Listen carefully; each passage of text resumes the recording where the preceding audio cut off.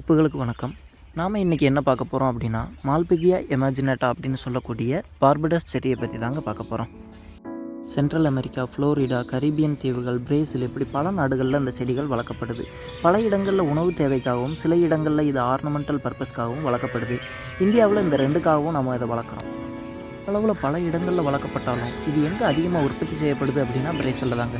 கிட்டத்தட்ட 11,000 ஹெக்டேர் நிலப்பரப்பில் 33,000 டன் அளவுக்கு ஒரு வருஷத்துக்கு அவங்க உற்பத்தி பண்ணுறாங்கங்க. நம்ம நாட்டை பொறுத்தவரை இந்த செடியை பல இடங்களில் ஒரு ஷேப்பிங் பிளான்ட்டாக பயன்படுத்துகிறாங்க. அதாவது பெரிய பெரிய கட்டிடங்களுக்கு முன்னாடி அழகுக்காக ஷேப் பண்ணுவோம் இல்லையா, அந்த மாதிரி இதை பயன்படுத்துகிறாங்க. ஆரஞ்சு, சாத்துக்குடி, எலுமிச்சை இதில் இருக்கக்கூடிய விட்டமின் சி சத்து இந்த செடியிலையும் நிறைஞ்சி இருக்குது. செடியை வளர்க்குறதுக்கு நம்ம பெருசாக மெனக்கட தேவையில்லை. ஒரு கொய்யா செடியோ எலுமிச்சை செடியோ எப்படி வளர்ப்போமோ அதே மாதிரி இதையும் நட்டு தண்ணி ஊற்றினா தானாக வளர்ந்து பலன் கொடுக்கும். செர்ரி பழங்களோட கொஞ்சம் புதினாவும் கொஞ்சம் சர்க்கரையும் கலந்து ஜூஸ் போட்டு சாப்பிட்டா செம்ம டேஸ்ட்டாக இருக்குங்க.